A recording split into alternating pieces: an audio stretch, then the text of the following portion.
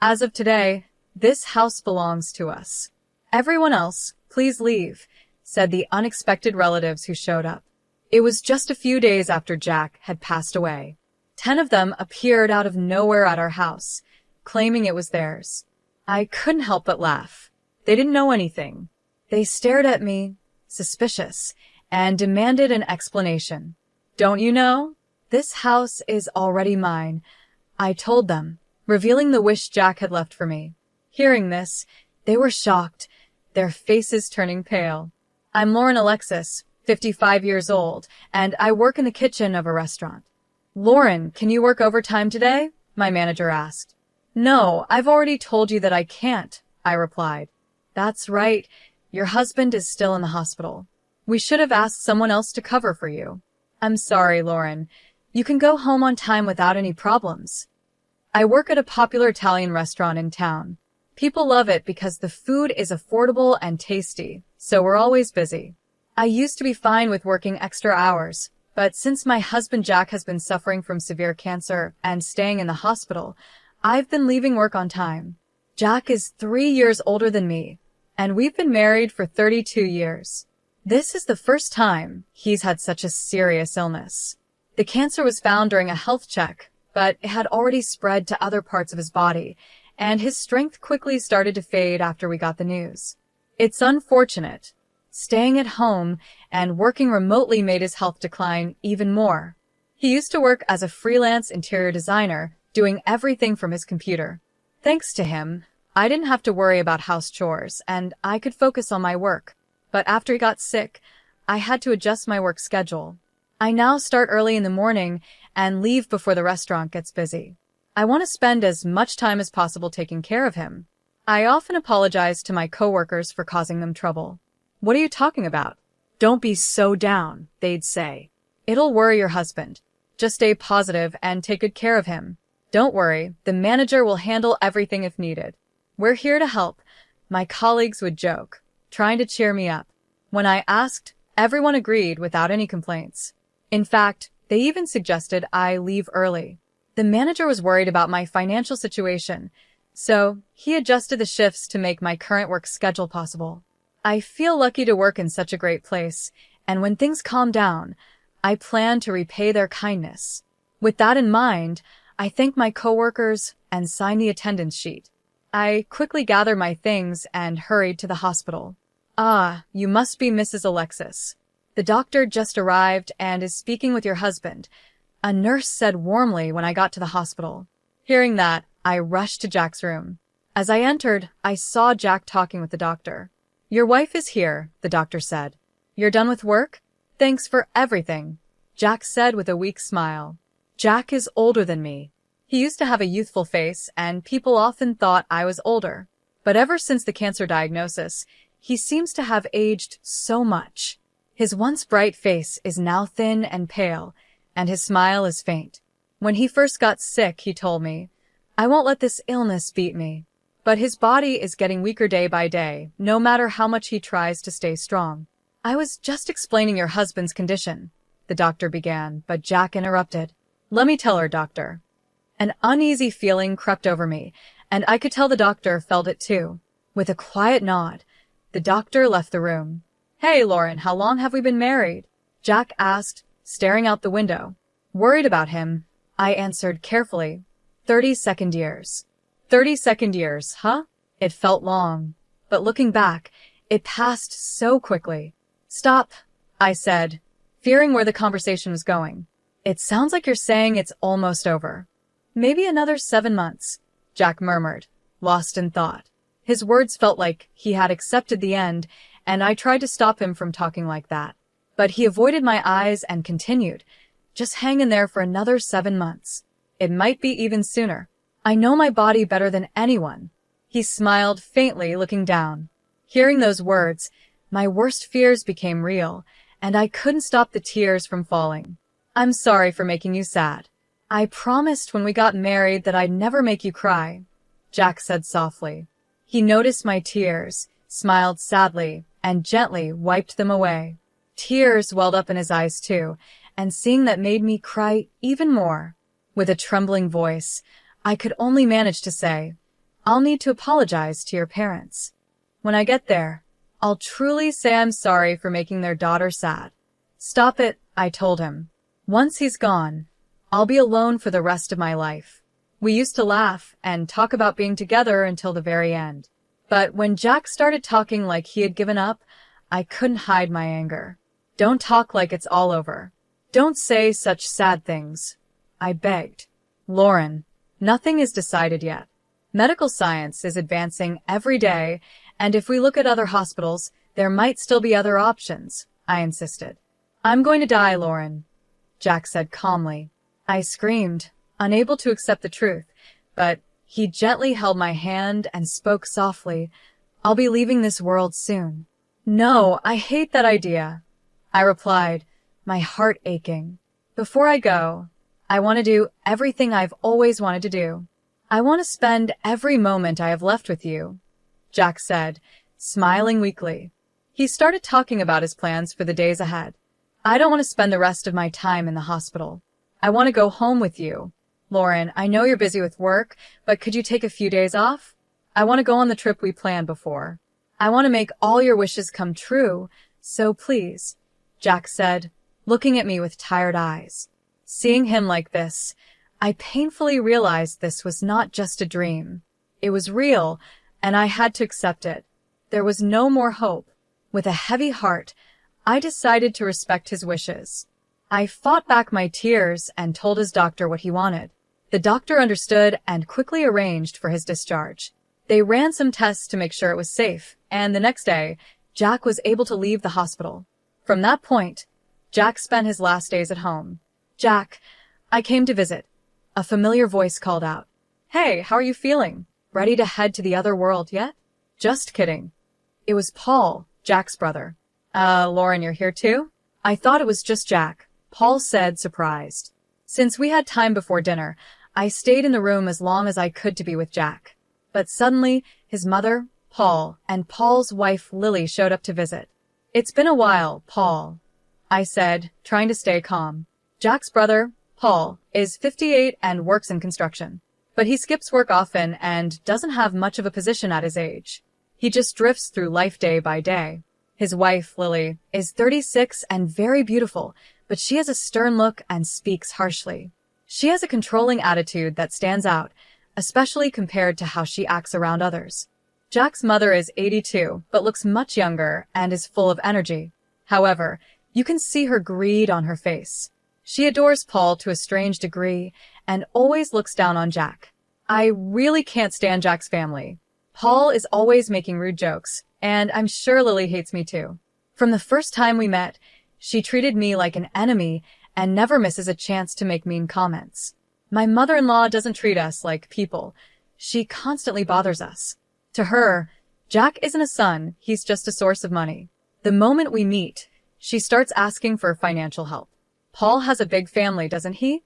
You two don't have kids, and you both work, so you must have some extra money. Could you help out a little? These requests for money have become normal.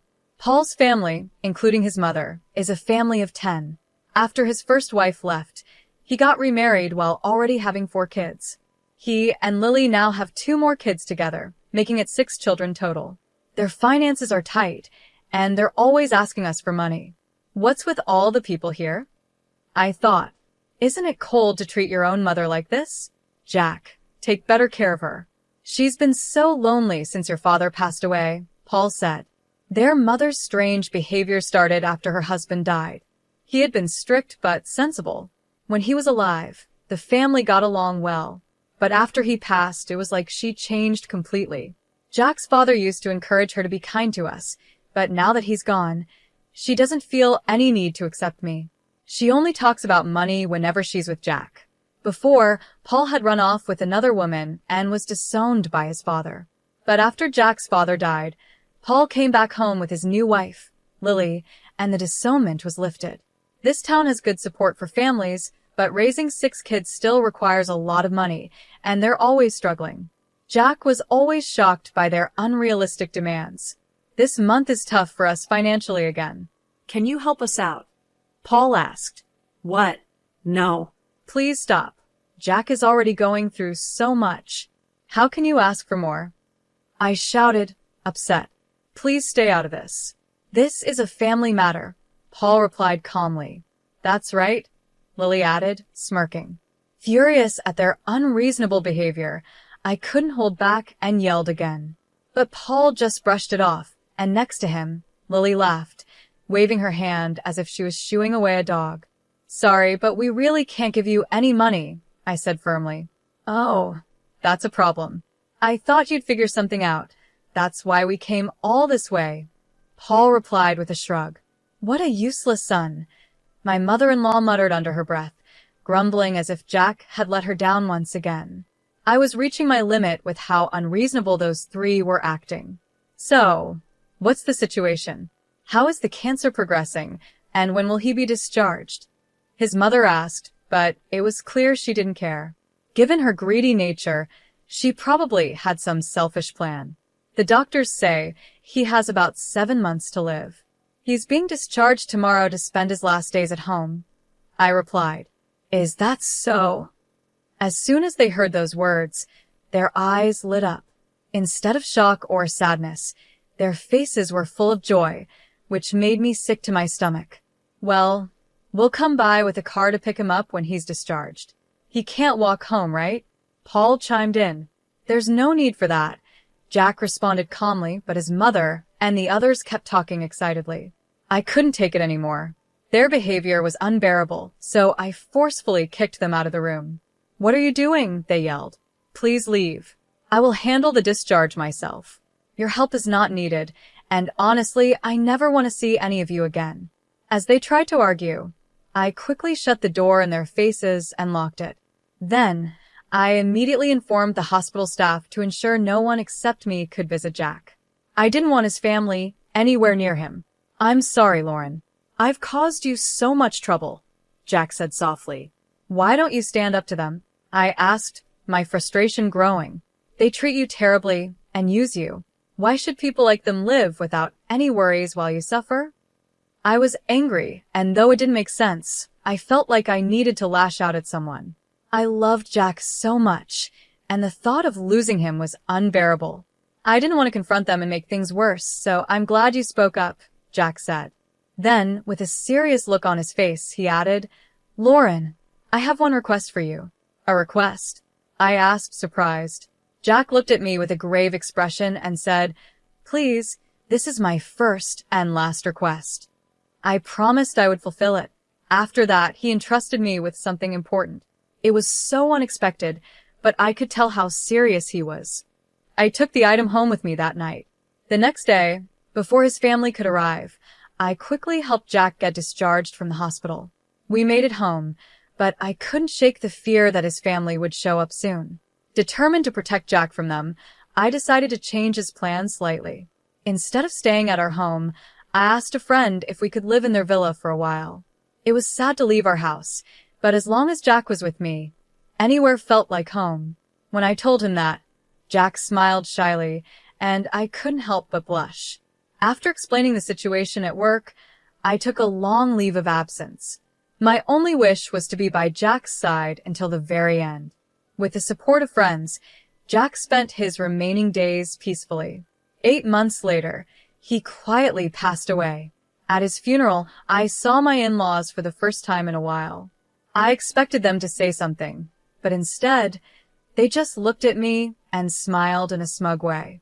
It gave me a strange feeling, like a chill running down my spine. I wondered what they were up to, but I would soon find out. After the funeral, as I was sorting through Jack's belongings at home, the doorbell rang. When I opened the door, there stood my mother-in-law and Paul, carrying several bags. We finally found you. The neighbors told us you came back, my mother-in-law said. What are those bags for? I asked as she tried to push her way inside, complaining all the while.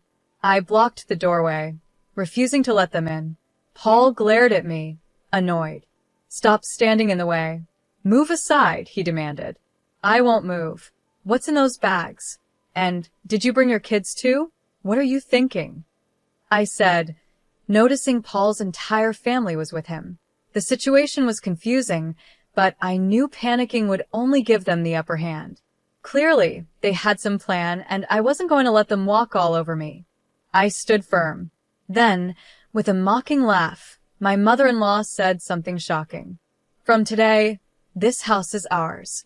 You need to leave." I was stunned. My in-laws, all 10 of them, had come with the bold idea of taking over our home. Their audacity left me speechless for a moment. My son's belongings naturally belong to his blood family, don't they? "He left a will for us," my mother-in-law said, waving a piece of paper in my face with a grin. Hearing this, I couldn't help but burst into laughter. The ridiculousness of their actions was overwhelming. "What's so funny?" My reaction seemed to irritate them.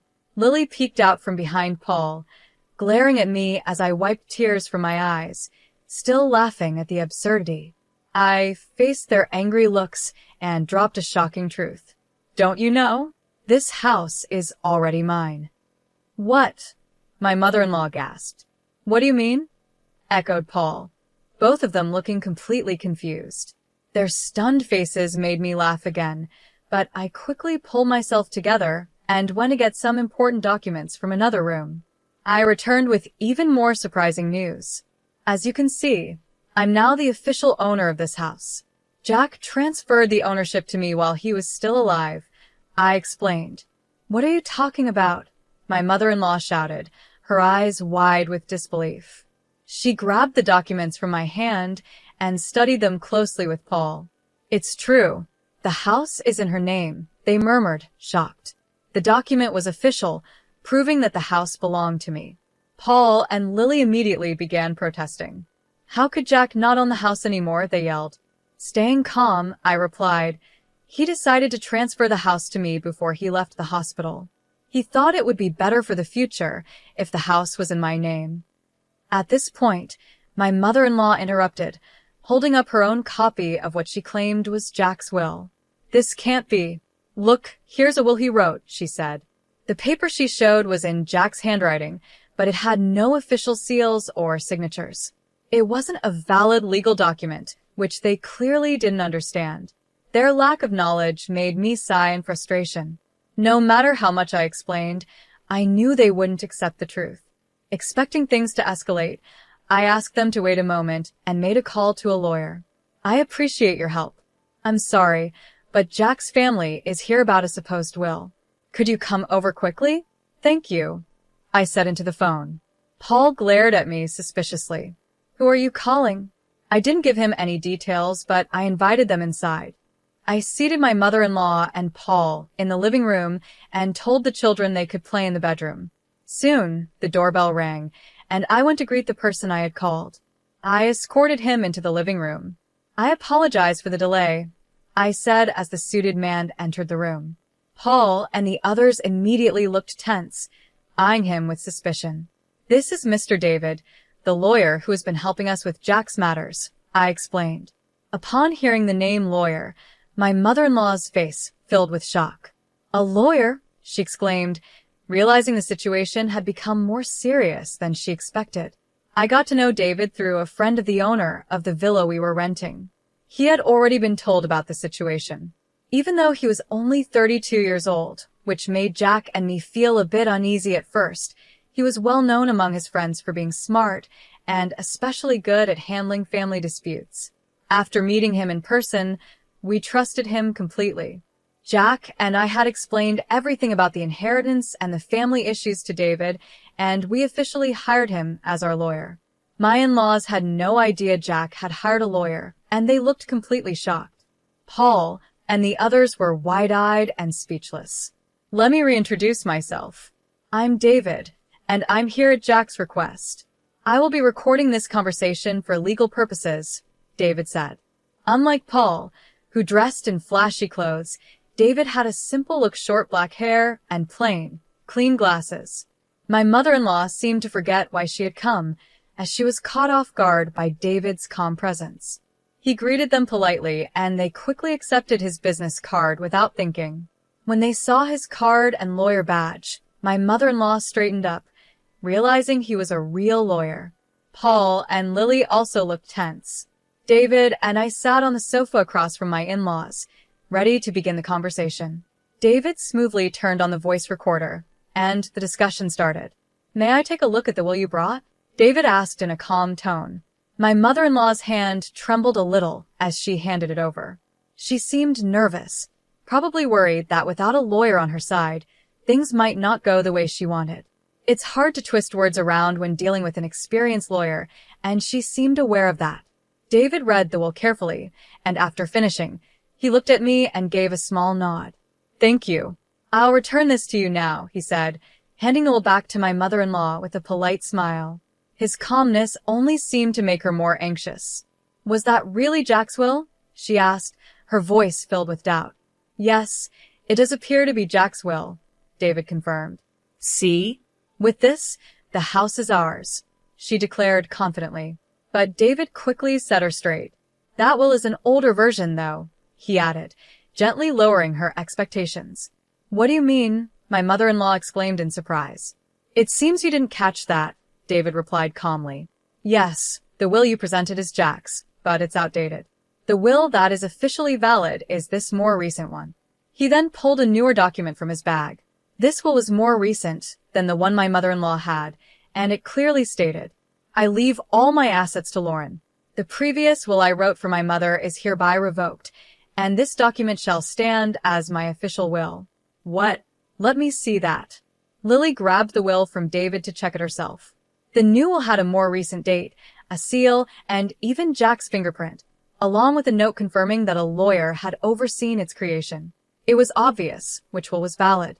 As Lily and Paul read it, their faces turned pale.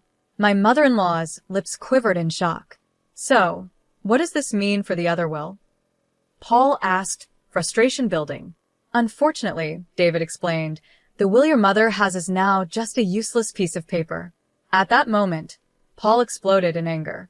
Ignoring the lawyer's presence, he turned on his mother and yelled, "You told me all the inheritance would be yours." His voice was so fierce it seemed like he might lash out physically. Lily tried to calm him down, but he was too strong, pushing her aside as he continued shouting at his mother. My mother-in-law cowered under Paul's rage, the scene turning chaotic. Watching this unfold, I spoke firmly, "Please stop causing a disturbance in someone else's home. It's really troublesome." "What did you say?" Paul snapped back, glaring at me. "If you keep this up, David will confirm everything, and we'll consider legal action if necessary," I added calmly. Hearing David's name seemed to bring Paul back to his senses. He realized he was dealing with a lawyer, and no matter how much he resisted, it was useless. He nervously sat back down on the sofa. I turned to my mother-in-law and asked, "By the way, did Jack really write this will himself?" She hesitated for a moment before answering. "Yes, he wrote it for me while he was in the hospital." Her voice was laced with irritation. "Was Jack happy to write it?" I pressed further. My mother-in-law nodded in agreement, clearly growing tired of the questioning. I caught David's eye and gave him a signal.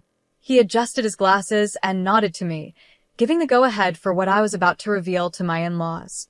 "That's an interesting story," I began, "but it seems a bit off. Actually, the hospital's security cameras recorded you forcing Jack to write that will." As I spoke, I pulled out my laptop, inserted a USB drive provided by the hospital, and played the footage. Jack had confided in David that he was pressured into writing the will, so we alerted the hospital. They cooperated and gave us the security footage. I quickly opened the video on the screen. In the video, my mother-in-law could be heard saying in a threatening tone, "We'll be in trouble if you die and the inheritance doesn't come through." The footage clearly showed her pressuring Jack, with Paul and Lily also involved. "If you don't want anything bad to happen to your wife, just sign the will quietly," Paul was heard saying. Lily chimed in, "Jack, just sign this and nothing will happen to her, so don't worry." This video was taken 5 days before Jack left the hospital, as they questioned him about his cancer to ensure they'd get the inheritance. "No, it wasn't like that. It was just a joke that went too far," my mother-in-law stammered. "I saw a drama before going to the hospital where the villain looked so cool. I just copied it without thinking. I didn't mean it seriously. Please forgive us." As the situation turned against them, they quickly made excuses. Their words only fueled my anger, and I sighed at how pathetic they looked. If you had just admitted it, things might have been different. But trying to hide it shows your real intent, I said sternly. David, can we file charges for extortion based on this? Absolutely, David replied, smiling as he picked up the voice recorder. Their statements provide enough evidence. Paul and Lily, realizing they had forgotten about the voice recorder, were shocked. That means we'll be filing for damages against all of you, including compensation for the victim, David continued. This can't be true. Wait a minute, Lauren, Lily pleaded. It was only Mom who made him sign. We were just watching. We didn't force him to sign anything. Desperate to escape responsibility, Lily tried to distance herself, leading to a heated argument between her, Paul, and their mother. It was you two who offered to help get the will written, wasn't it? My mother-in-law snapped, trying to shift the blame back to them. You said you would handle it properly, Mom. We were just watching, Paul snapped. You were the ones pushing Jack to write it quickly, his mother argued. That was because Jack's medical appointment was coming up. It wasn't about rushing the will.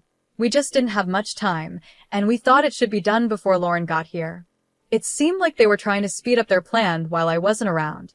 As Lily kept talking, she didn't seem to realize the importance of what she was admitting. The argument grew so loud and intense, I almost wanted to cover my ears. Meanwhile, the children, who had been playing nearby, noticed the noise and gathered around. Among them was a child as young as 2, and the worry in their eyes was clear. The kids weren't at fault, so I quickly called over my eldest nephew, a 5th grader, and guided them to another room so they wouldn't have to see the adults fighting.